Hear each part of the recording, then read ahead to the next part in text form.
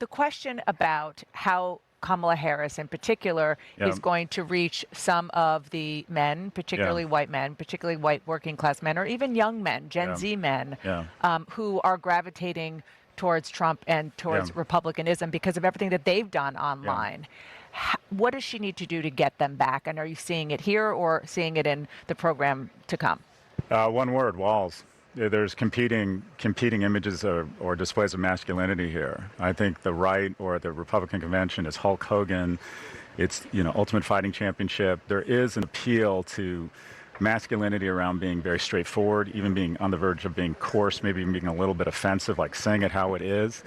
And there's huge demand for it because young men have become more conservative, and also a lot of people sense there's a real problem in our nation. 4 times as likely to kill themselves, 3 times as likely to be addicted, 12 times as likely to be incarcerated. Contrasting that with the modern form, I think, of masculinity here, and that is someone who served in the National Guard for 24 years, is a high school football coach.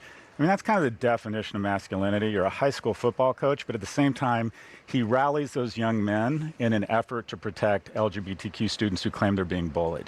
That is a nice modern vision of masculinity. It's protector. I think men naturally lean conservative. And I think what's happening for a while is men are becoming feminized. So I think they got that backwards, but they're asking the question, how can the Democrat Party appeal to men? And this guy literally says one word, Walz, which is Governor Walz of Minnesota. I don't know if you guys have seen this man. He is not the epitome of masculinity. Absolutely not. Because first of all, in my mind, an actual true masculine man would be man enough to protect children. And what does he do? He makes Minnesota a safe haven for trans kids, and he says, yeah, if you want to abort your kid even after birth, go right ahead. Now men can have an opinion on abortion. That's so interesting how we're going back and forth. You are gaslighting us, and I am insulted. You want to be a man? Yeah? Here's what you got to do.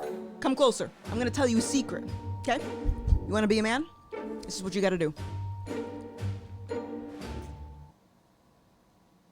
Cut your balls off. What universe are we in?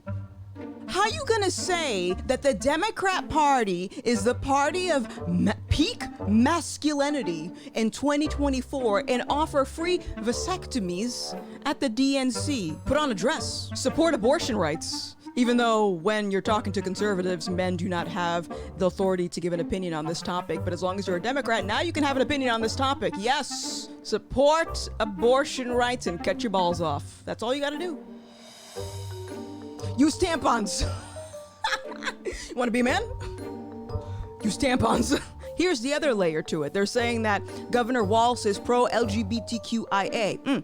Studies show that if you are a part of that community, you actually have a higher risk of mental health issues, drug addiction, not to mention the other stuff like the sexy time stuff. So you want to promote that and then also say that men have bad mental health and that's why they're going to the right. Like, do you people read? Of course you don't, because if you did, you wouldn't be a Democrat.